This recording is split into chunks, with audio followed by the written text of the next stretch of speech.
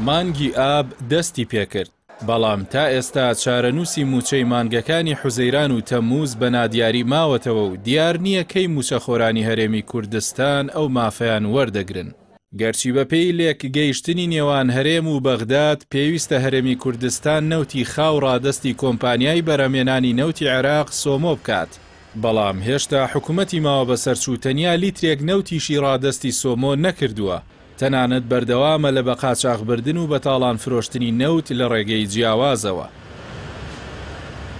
یەکێکی دیکە لە بڕگەکانی لێک گەیشتنی واژۆکرا و ناردنی داهاتی نانەوتی مانگانە بووە، بەڵام حکوومەتی ماوە بەسەرچووی هەرێم تەنیا 120 ملیار دیناری وەک داهاتی نانەوتی مانگی پێنجی بۆ بەغداد ناردووە. بە پێی نوێترین زانیاریەکانیش هەرێم بە دوای کون و کەلەبەر و پینەکاریدا دەگەڕێت و داوای کردووە داهاتی مانگەکانی 6 و 7 نەنێرێت و عێراق بە شێوەی مەقاسە پارە بۆ موچەی موچەخۆرانی هەرێمی کوردستان دابین بکات، واتە لە پارەی موچە 120 ملیار دینارەکە ببڕێت ئینجا بینێرێت. دیار نییە ئایا بەرپرسانی حکوومەتی عێراق بە داواکاریەکەی حکوومەتی ماوە بەسەرچووی هەرێم ڕازی دەبن یان لەسەر جێبەجێکردنی خاڵەکانی لێکگەیشتنەکە سوور دەبن.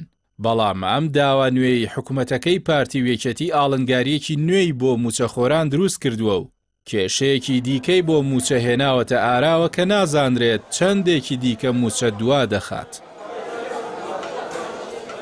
زیاتر لە 10 ساڵە پارتی وێکێتی بە پیلان تەواوی داخوازی خەڵکی کوردستانیان لە موچەدا کورت کردووەتەوە و پرسی خزمەتگوزاری و پرۆژەی نوێ و گۆڕانکاری لە حکومڕانیان بە تەواوی لە بیری خەڵک بردووەتەوە، بەڵام نەیانتوانیوە کێشەی موچەش چارەسەر بکەن و 11 ساڵە بە هەڵواسراوی و هەڵپەسێردراوی ماوەتەوە و وەک حکایەتی مێشی لێ هاتووە.